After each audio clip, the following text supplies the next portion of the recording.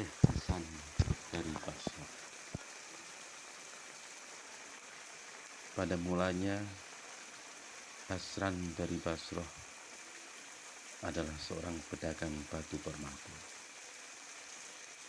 Karena itu ia dijuluki Hasan si pedagang mutiara. Hasan mempunyai hubungan dagang dengan Bizantium. Karena itu ia berkepentingan dengan para jenderal dan menteri kaisar. Dalam sebuah peristiwa, ketika pergian ke Bizantium, Hasan mengunjungi Perdana Menteri dan mereka berbincang-bincang beberapa saat. "Jika engkau suka, kita akan pergi ke suatu tempat," si menteri mengajak Hasan. "Terserah kepadamu," jawab Hasan. "Kemanapun aku menurut." Si menteri memerintahkan agar disediakan seekor kuda untuk Hasan. Si menteri naik ke punggung kudanya. Hasan pun melakukan hal yang serupa. Setelah itu, berangkatlah mereka menuju padang pasir.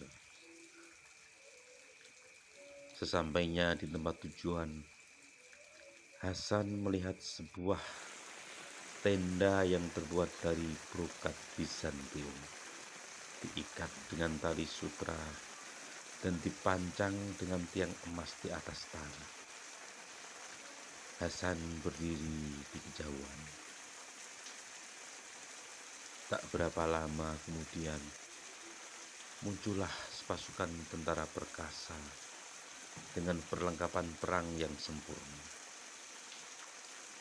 Mereka lalu mengelilingi tenda itu, menggumamkan beberapa patah kata, kemudian pergi. Setelah itu, muncul pula para filosof dan cerdik pandai yang hampir 400 orang jumlahnya. Mereka mengelilingi tenda itu, menggumamkan beberapa patah kata, kemudian berlalu dari tempat itu. Datang lagi 300 orang tua yang arif jaksana dan berjanggut putih. Mereka menghampiri dan mengelilingi tenda itu, lalu menggumamkan beberapa patah kata, kemudian berlalu. Akhirnya datang pula lebih dari 200 perawan cantik, masing-masing mengusung nampan penuh dengan emas, perak, dan batu permata. Mereka mengelilingi tenda itu dan menggumamkan beberapa patah kata, kemudian meninggalkannya. Hasan mengisahkan betapa ia sangat heran. Mereka mengelilingi tenda itu dan menggumamkan beberapa patah kata, kemudian meninggalkannya. Hasan mengisahkan betapa ia sangat heran menyaksikan kejadian-kejadian itu dan bertanya kepada dirinya sendiri, apakah artinya semuanya itu? Ketika kami meninggalkan tempat itu, Hasan meneruskan kisahnya. Aku bertanya kepada si Perdana Menteri. Si Menteri menjawab bahwa dahulu Kaisar mempunyai seorang putra yang tampan, menguasai berbagai cabang ilmu pengetahuan dan tak terkalahkan di dalam arena kegagah perkasaan. Kaisar sangat sayang kepada putranya itu. Tanpa terduga-duga, si pemuda jatuh sakit. Semua tabib paling ahli sekalipun tidak mampu menyembuhkan penyakitnya. Akhirnya si pemuda putra mahkota itu meninggal dan dikuburkan di bawah naungan tenda tersebut. Setiap tahun, orang-orang datang berziarah ke kuburannya. Sepasukan tentara yang mula-mula mengelilingi tenda tersebut berkata, "Wahai putra mahkota, seandainya malapetaka yang menimpa dirimu ini terjadi di medan pertempuran, kami semua akan mengorbankan jiwa raga kami untuk menyelamatkanmu.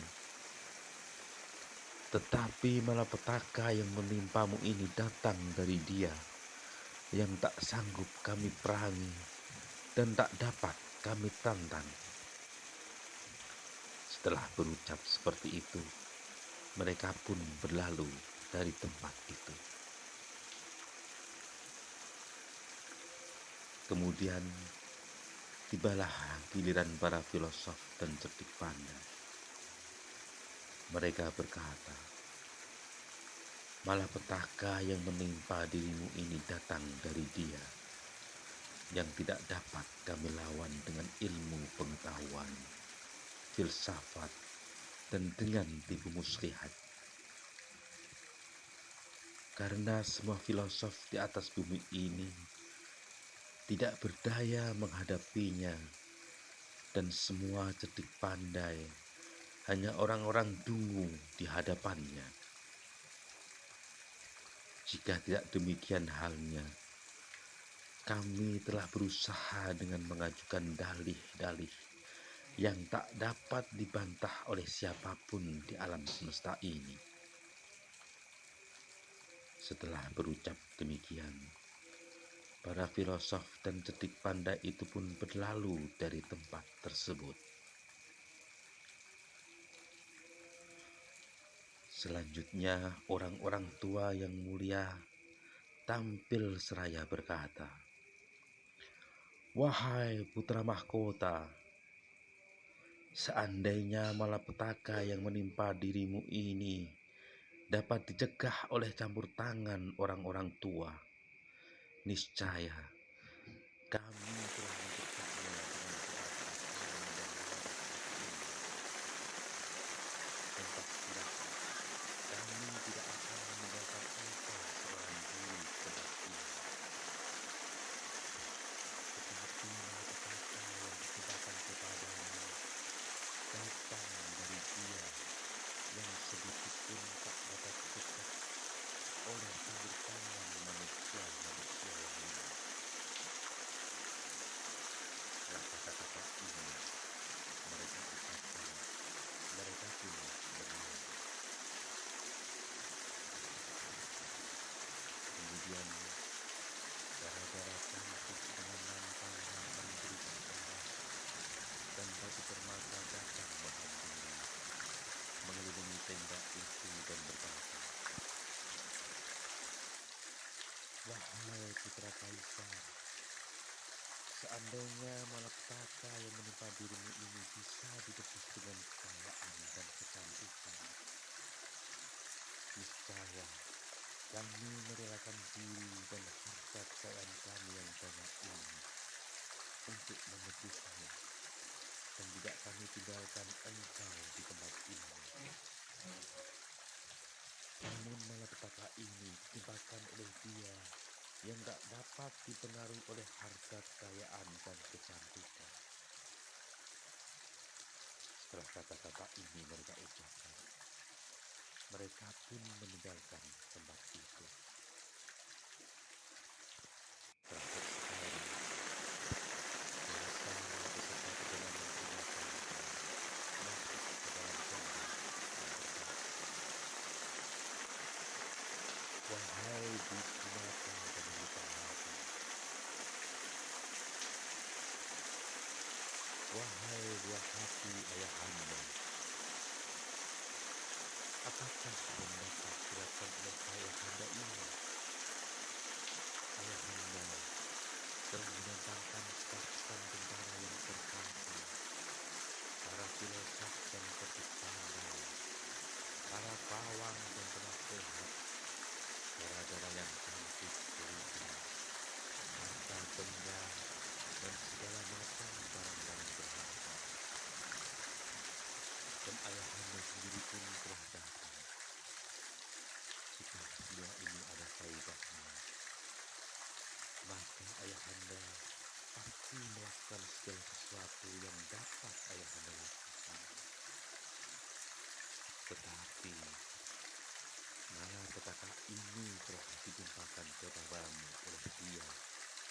yang tidak dapat dilawan oleh ayahanda beserta segala aparat, pasukan, pengawal, harta benda, dan barang-barang berharga ini.